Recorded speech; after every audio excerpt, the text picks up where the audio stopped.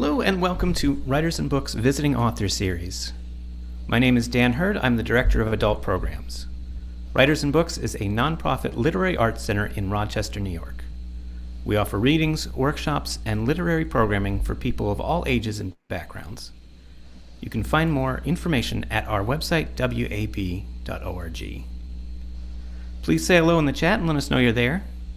Feel free to submit questions to the chat as well. Books are available through our bookstore, Ampersand Books. I'll put the link in the chat. We're so happy to have Steve Majors with us this evening. First, we'll hear him read, then he'll be in conversation with Eman Quotah. Eman Quotah is the author of the novel Bride of the Sea. She grew up in Jeddah, Saudi Arabia, and Cleveland Heights, Ohio.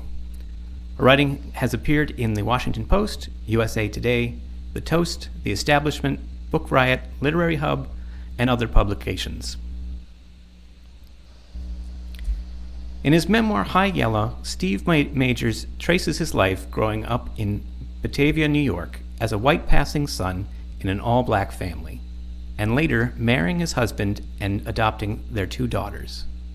In this poignant account, Majors returns to a broken past to find himself and helps his daughters discover their own place in the world.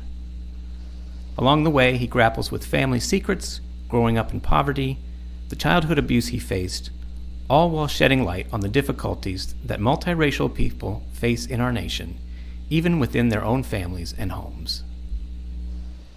Steve Majors is a former television news journalist who has worked for such media organizations as NBC News and, most recently, mission-driven national nonprofits.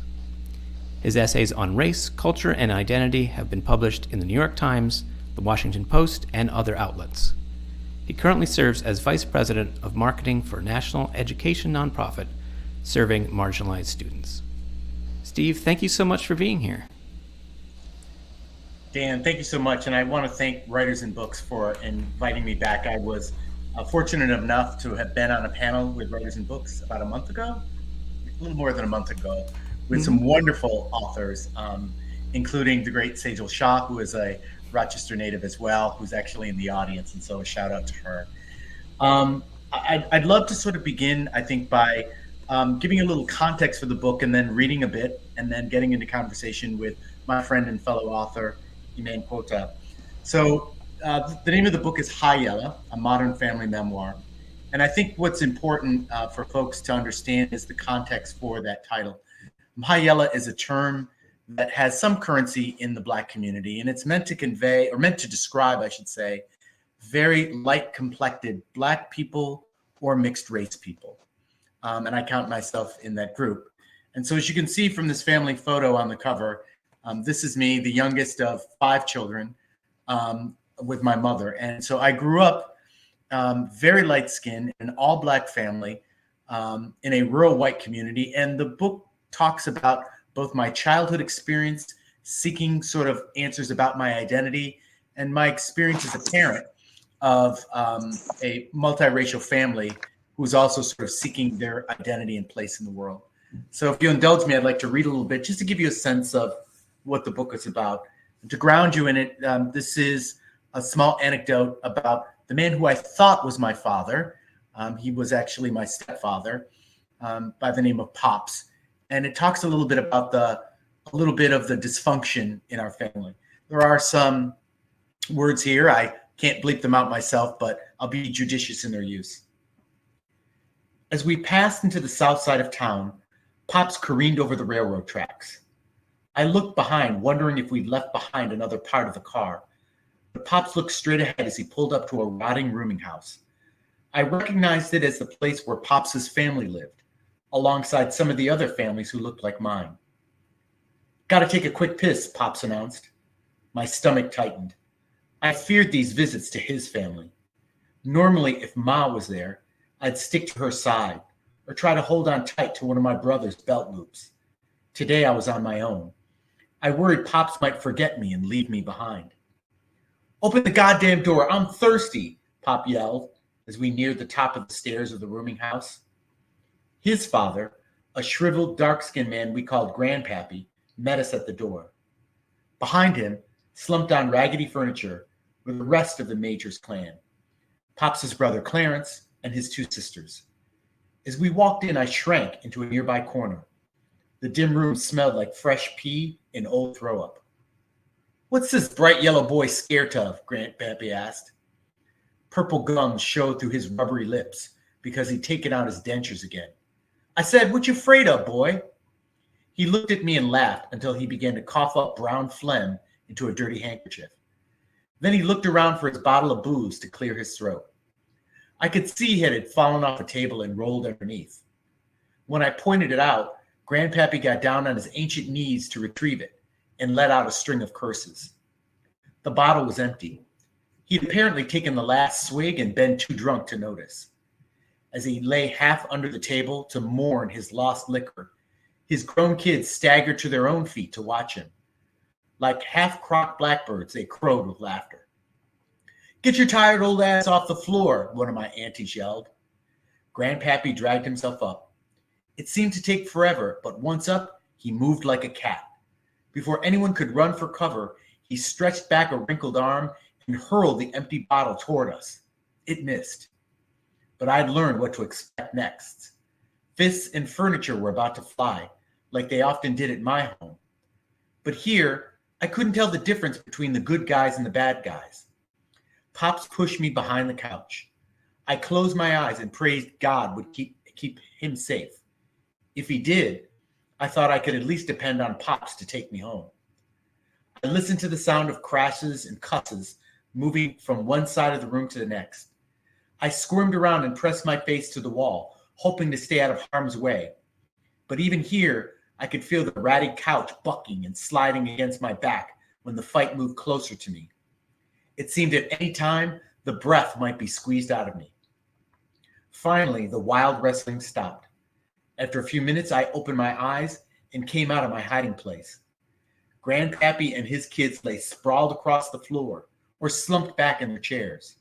I didn't know if they were knocked out or just passed out. Pops was still standing, and I felt relieved. He grabbed me by the hand and yanked me along. As he slammed out the door, I could hear him mutter, "Stupid cocksuckers." I knew God wouldn't like it, but in my head, I agreed with him. So I'd love to invite Eman back on and sort of start our conversation tonight. Steve, that's so vivid. The whole book is so full of like those really vivid memories. And one of the things I wanted to talk to you about is that I really connected with it as a mixed person myself, who most people don't identify with the ethnicity that I identify with. One time I met Danzy Senna, who is also a very light-skinned Black person, and she writes about passing a lot. And she was my teacher at Breadloaf, and she was like, "Oh, you're an invisible minority too." And so, but just how even in the very early pages in the title, you know, using words like High Yella and these things that I think, I don't know if you've experienced this, makes some people uncomfortable. The idea of like these words that indicate mixedness sometimes. For me, it's like, you know, if I tell people I'm a halvesy or something like that, you know, and that am I a whitey moment on like the first page really introduces us. And that scene you read too. So can you talk a little bit about writing as a mixed person and sort of what you wanted to convey about the experience? Yeah, I love that description as sort of as an invisible minority, because I think, you know, about so many other aspects of my life and experience where my mixed raceness is invisible to people. They do not know it. And for me, writing this book and writing, you know, using those words and introducing probably an audience to this, you know, there's many people who don't know what High Yella means, was a way for me to bring visibility to myself, to my experience, to a group of other individuals, no matter, you know, what mix they are, right? whether they, what sort of different racial backgrounds are brought together in that they embody, that there is a sense of invisibility. You're right. But there's a need and a desire, I think, for us to step out of the shadows and to talk about the experiences that are unique to our identity. And they're not all the same, but there are some similarities, I think, for all of us. Right. Absolutely. I think you're right about that. My experience of being mixed is very different from yours. I had the experience of living in both my mom's culture of, she's European American, and my dad's culture growing up in Saudi. So that's very different from your experience. But on the other hand, I understood that feeling of like kind of sticking out, and then also being able to go, when you talk about your older experiences of people not knowing if they looked at you what your background is. I sometimes tell my husband I kind of have mixed star, where it's not 100%, but where I can look at someone and be like, I think that person is mixed. And a lot of times I'm right. And my husband is like, what are you talking about? Like, he doesn't see it, but there's something that I kind of pick up. Did you think about, because I remember the term High Yella. I remember when I took a Harlem Renaissance class in college, and that term came up, and there was this white young man in the class who was like, "What is that?" He thought it referred to Asian people, but I was familiar with it because I was really interested in African American literary traditions that talk about mixedness. So did any of those traditions, like the tragic mulatto and the passing narrative, were those in your mind when you were writing this book? That really doesn't fall into any of those specific narratives. I think it's its own thing. Yeah. I think that's a great sort of provocation. I don't think I ever thought of sort of the tragic mulatto trope as ever applying to me. But sort of the phenomenon of passing, and my experience of passing was certainly at the forefront in my writing, because I experienced it even as a child growing up in an all Black family. There were times when we would go out in public and I could feel eyes on us. And I often wondered, there was sort of an imaginary conversation that I thought that I had in my head about what people were saying, because I could see them not understanding how we were connected. And in those moments, I knew that they were seeing me as something other than what I was, which was a part of this family. And I think as I moved out of a very small insular community that I grew up in, and out of the even smaller community of my family, into a wider world where people don't have the context around me, my other family members, right? I know to put the pieces together, right? To put the pieces together, or to at least question. I know that I was passing for some people, maybe many people. And so that phenomenon was something that I really thought about and was very intentional what I wanted to tell people about it, that it's never been my intention to pass. It's not something I think I should be proud of, but it is something that does happen. I don't have to do anything to pass, right? In fact, the burden is on me to almost out myself. So that is something that I really wanted to be careful of how I handled in the book. Yeah, and there's that scene where you're telling Todd like that you're Black, and you have this way that you do it, where you refer to The Jerk, the Steve Martin movie, and which my husband made me watch. It's one of his favorite movies, so I got it.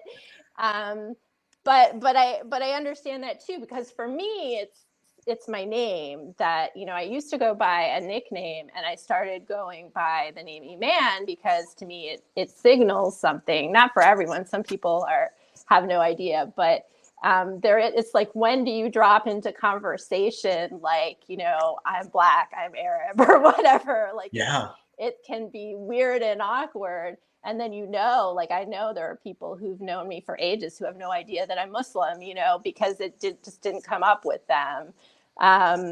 So, one of the other things that was interesting is how you write about race and class, the intersection between race and class. I think it seems like for you, there was no escaping that, right, with your family. Was that just sort of, you just had to do that, right? Yeah, I think, again, and, we grew up in quite a bit of poverty. And as I write, my grandmother was a third grade dropout, and some of her kids, didn't complete high school. And so, I work in the education nonprofit sector, so I understand like what, education can do to sort of change the economic trajectory of a family. Fortunately for us, it was an accelerator for us. But for a good portion of my life, I grew up in poverty. And so I was always conscious of class, because it was a rural farming community. And I think the distinctions between people based on class were very front and center. There were very poor farmers. There were successful people who were running farms in a small town. There were folks who worked, in non-farming jobs and were middle class. And so I was always aware of that distinction within my community. And then there was the distinction of race. And unfortunately, at times, the distinctions between class may mirror those of race. And so I was always trying to sort of do the calculus of, well, as a child, again, trying to understand that, class was something different than race, but the two things could come together in some cases. And, it's only as an adult growing into my adulthood that I was able to sort of articulate those things out, both in my experience and in the wide world. And because people conflate those issues, but they are distinct, but sometimes do come together. Right. Yeah. And there's sort of a trajectory in the book where you are in some ways kind of trying to escape, the poverty of your family and the socioeconomic status of your family. And then you sort of came around, like, to the point where you're working at organizations that are helping people, young people who are in the situation that you were in or similar situations. Was that something that you kind of saw before you started writing the book, or did any of that kind of make itself more apparent to you while you were writing the book? Yeah, I think it's more the latter. I don't think I was never conscious of aware of my career decisions that ultimately landed in a position where I'm advocating on behalf of economically disenfranchised kids, primarily of color, of whom I was, right? I don't think I was ever sort of like, I'm going to go and work for that. For me, I think it was this interesting, awareness at the end, like, wow, I'm doing this work that would have made a difference in my life at a young age, an organization like this, or people who did this type of work.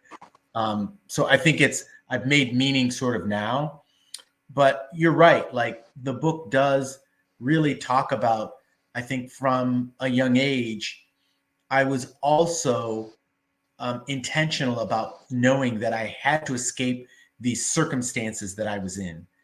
Not just the circumstances of poverty, but the abuse, the addiction that I saw around me, the trauma.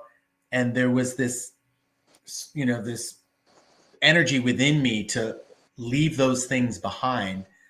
Unfortunately, I think at some point I ended up leaving my family behind for a period of time. And I'd like to say losing my identity as well, because when you move into sort of different economic circumstances, you move in different circles, your friends, the colleges that you go to, places where you work, you can lose a sense of, you forget where you came from, and you lose a little sense of your identity. Not everyone, I'm just saying in my experience. And so the book, I think, right, is that, is that awakening for me, that I had to reclaim part of my identity. I had to reclaim my family and my identity in order to move forward in my life. Yeah, and it's almost like, we talked about revealing to people what your racial background is, but revealing that you grew up poor is probably almost more taboo, right? Like it just doesn't come up so much in conversation. I mean, that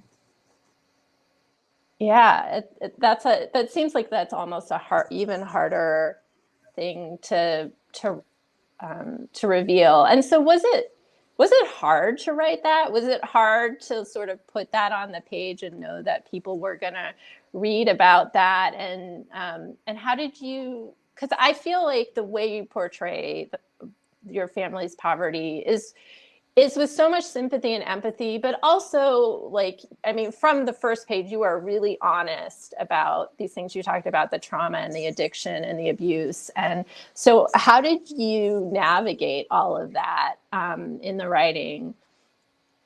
Yeah, it's interesting. I think for many folks who grow up in poverty, I think there is a sense of shame and embarrassment about the circumstances that you grow up in. Even if you grew up in a healthy, emotionally healthy and functional family, if you grew up in some aspect of poverty, there's a sense of shame. And it was, I think, both, a challenge for me to put that down on the page and be able to share with people like, my grandmother didn't have indoor plumbing, and did her business in a plastic bucket in a falling down farmhouse that was unkempt, and and really just the most horrible circumstances that you could think about. So there's an element of shame around that.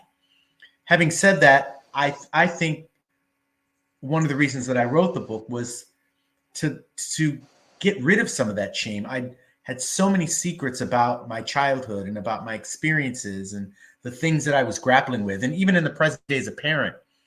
And to be able to put that down on the page and let it go ultimately was freeing. It was a challenge, but ultimately it was freeing. And I don't feel like that has a hold on me anymore.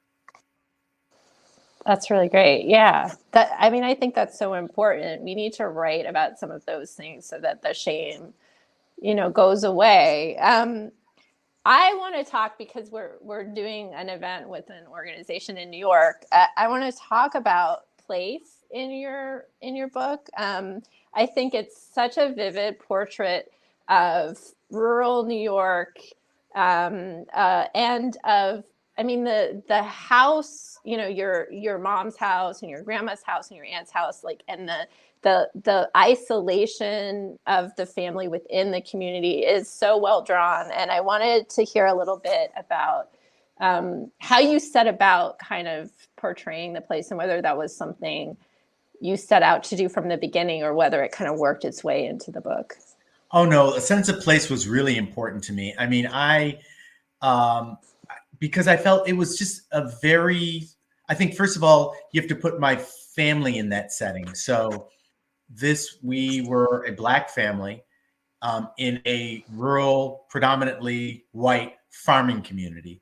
So I felt like the real need to be able to talk about that. And I talk about, for those folks, probably many of the folks who are watching right now who are from Rochester,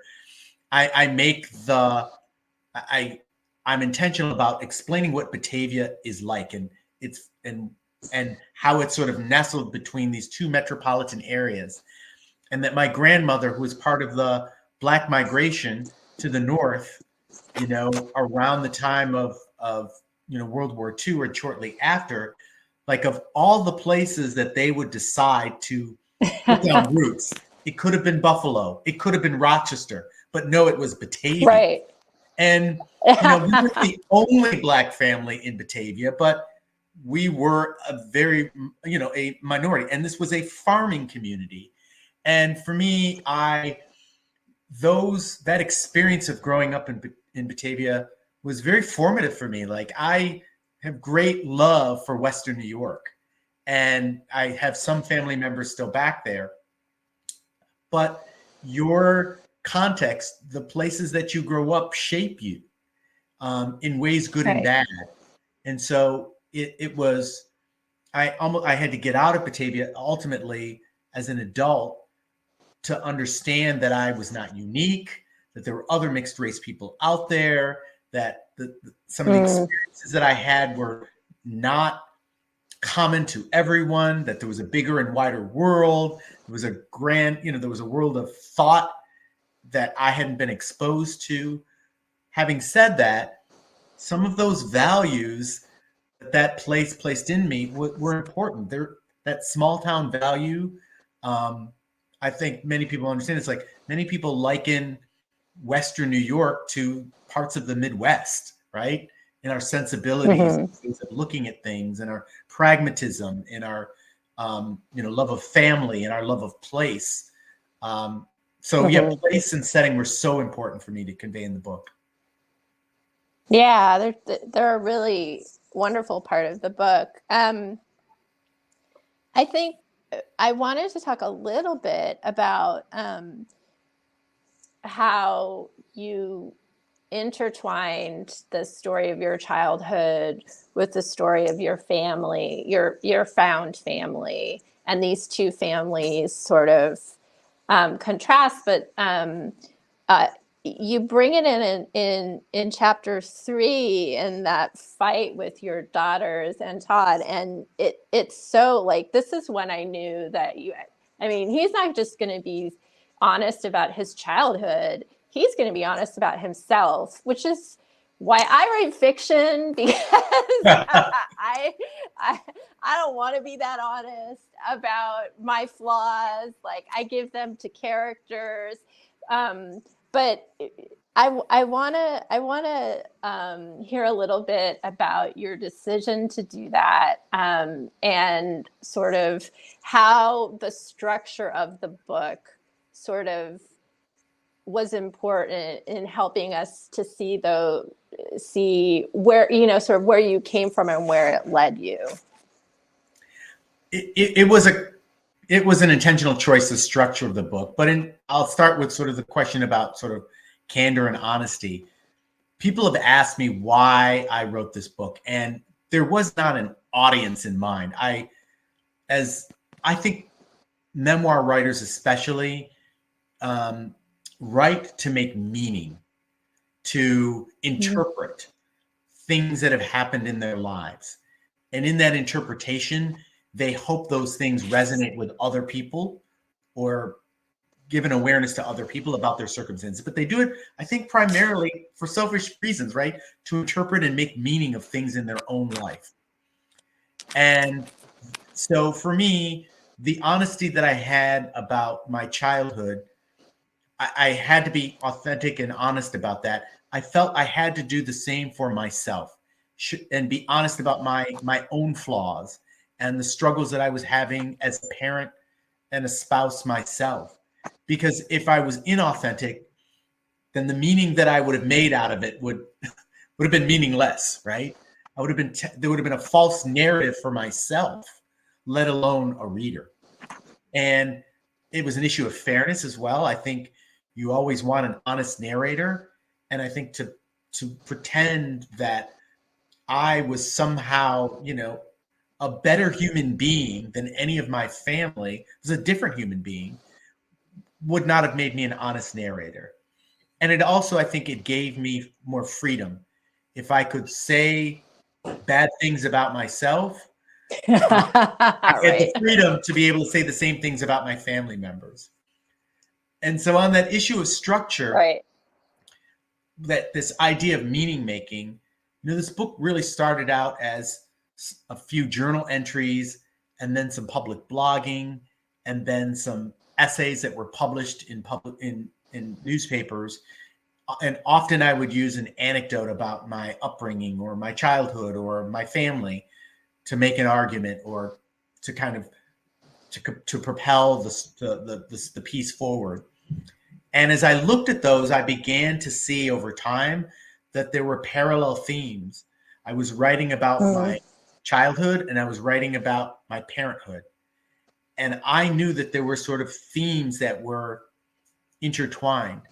In writing the book, there was probably an early draft in which I tried to write about my life in chronological order, but I couldn't make meaning. Like, it felt like the reader would have to like literally get to the last chapter and go, oh, that goes back to chapter 1. Now, many writers can do that really well.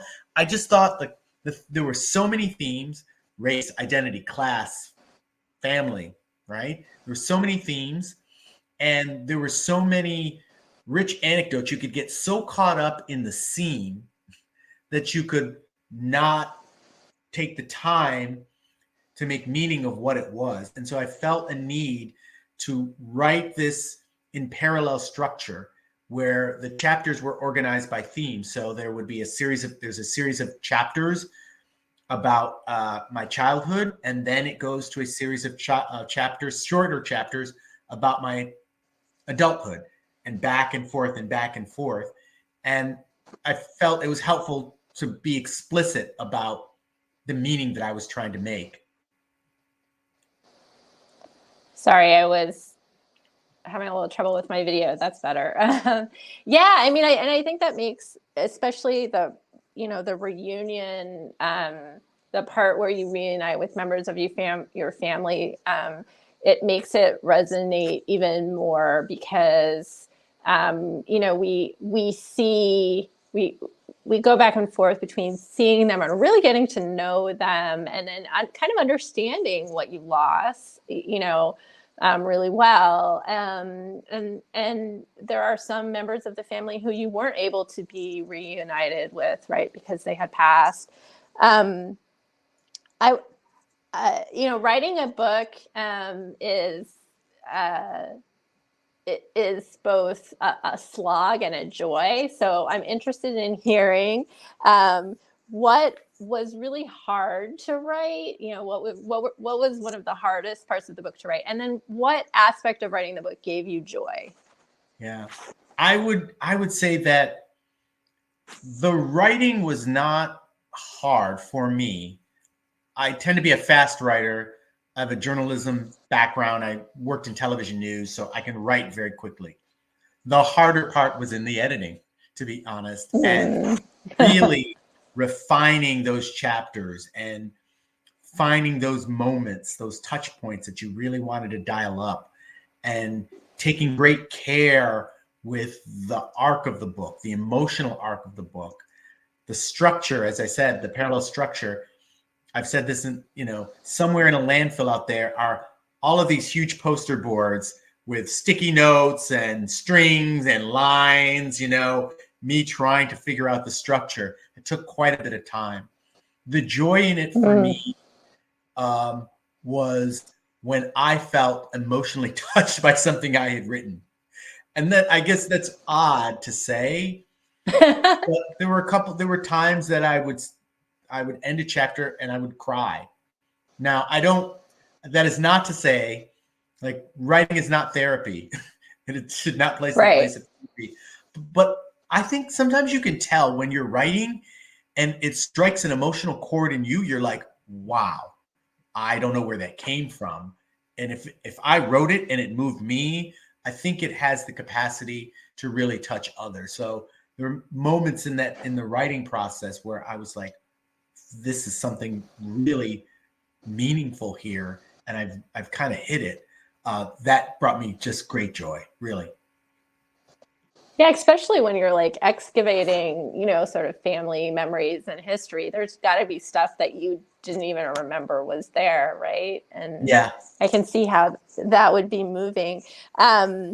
There is a quote I came upon today when I was rereading parts of the book that really resonated for me. Black, white, or in between, it didn't matter. All the people in our family were in a crazy category, all our own. Can you talk about that a little bit? Because I feel like that's something that I wrote about in my book. My book is about a young woman who's separated from her family by familial abduction, and then when she is reunited with them, it's like they accept her with, you know, no qualms at all. So I'm interested in what this means, that quote means for you.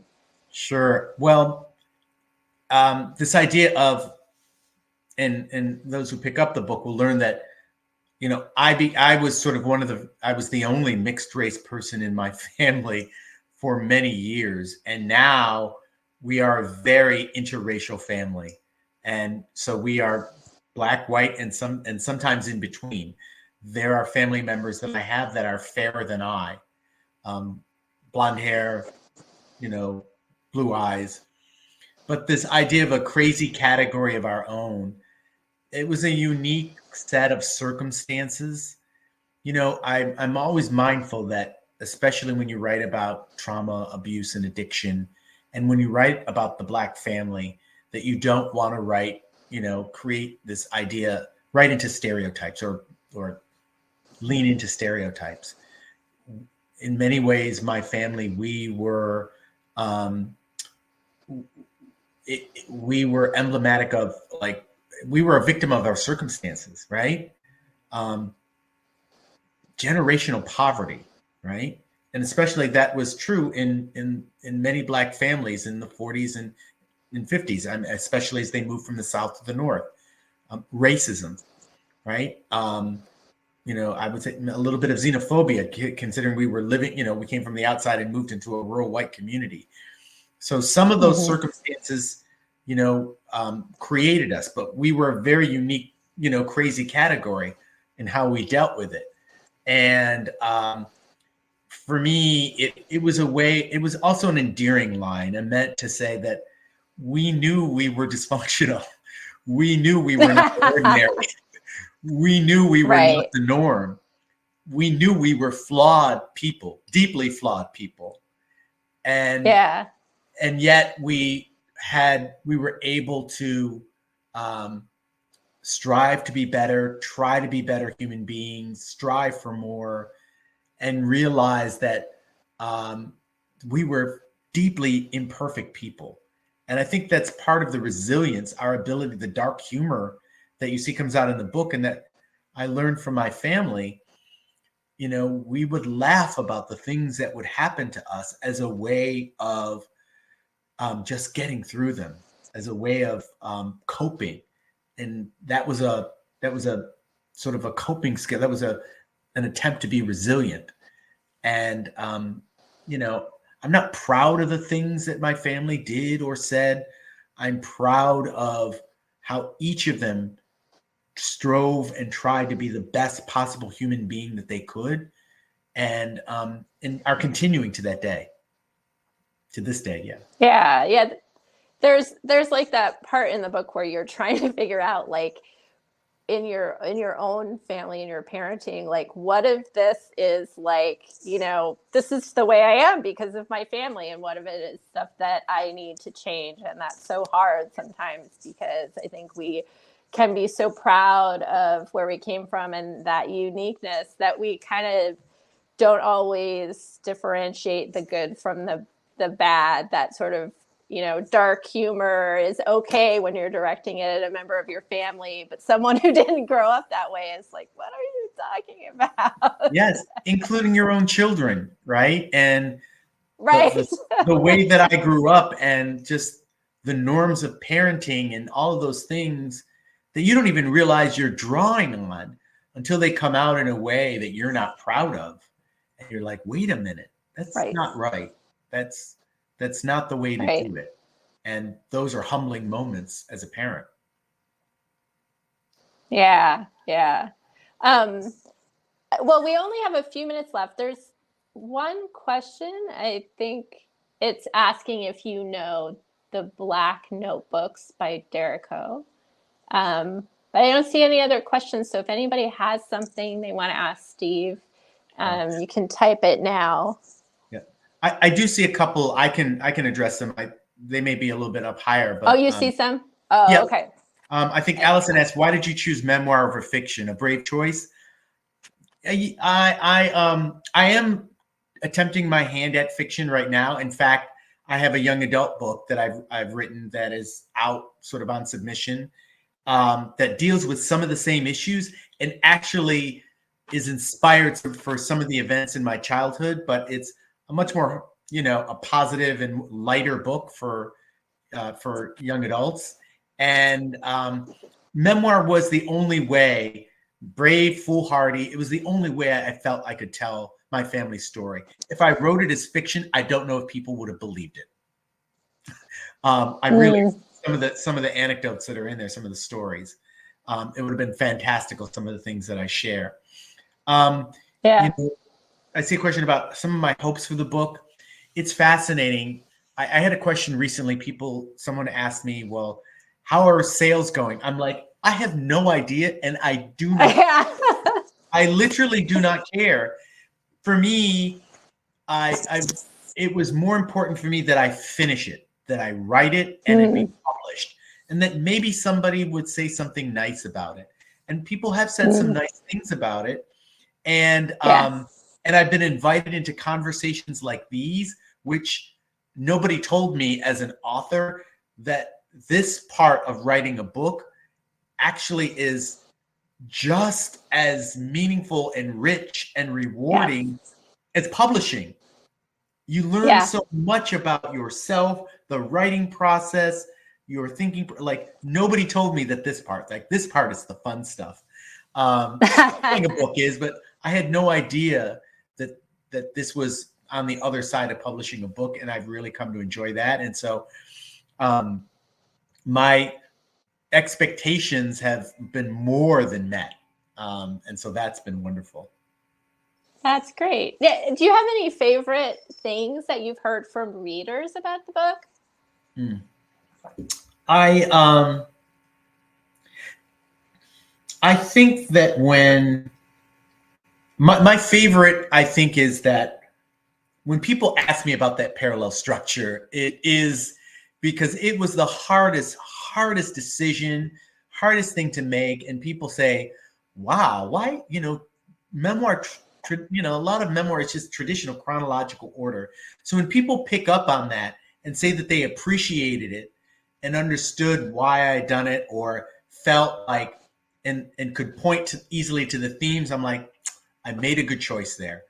So I love feedback about the structure because it was hard. And I'm a first-time author, folks should know. Right. And if I feel like I've gotten something right in the writing process, the first time I've ever tried it, that feels good to me. Yeah, that's great. I mean, it's a parenting memoir and a childhood memoir at the same time, and oftentimes those are not mixed. So that makes it pretty unique. Is there anything else you want to add before we wrap up? It looks like we have time for one more question. So if anything pops in the chat, you and I can spot it. But I guess I would say that I would tell folks, if they pick up the book, right, it can be a heavy read, right? It could be a heavy read at times, and but stick with it. Ultimately it's a very hopeful book and ends in a hopeful way. My good friend Sejal is reminding me that one of the other things that any writers who are in the audience, this idea that people ask about, like, how I decided on that structure. Another question that I love to answer is, story decides structure, or story determines structure. When you write, the structure will emerge for you in how you organize the content. And so that's sort of a bit of wisdom that I picked up just in the process of writing it. And so for any writers out there who are struggling with decisions about structure, the story will determine it. You'll find your way. That's awesome. That's a great way to think about it. There's a question. Did you use High Yella as a title to signify the narrator's marginalization from both Black and white cultures? Yes, I did. And I think also to signal to folks as well that it was a way that I felt set apart from my family. And it was that unique identity. And in a way, I carry some of that still in me, this otherness. And I'm still trying to sort of reckon with this, even though nobody calls me that anymore, or it's not a term that is commonly used for folks who are mixed race, but it was. Not so much. Absolutely. Right. Yeah. Well, I think we're at time. So thank you so much for inviting me, Steve. It's been great to talk to you about the book. I've wanted to talk to you about the book since I read it, which was a while ago. So this was a great opportunity. Yeah, thank you so much for both of you for being here. Buy the book. The link is in the chat. I want to thank our sponsors. I have a slide I'll bring up here.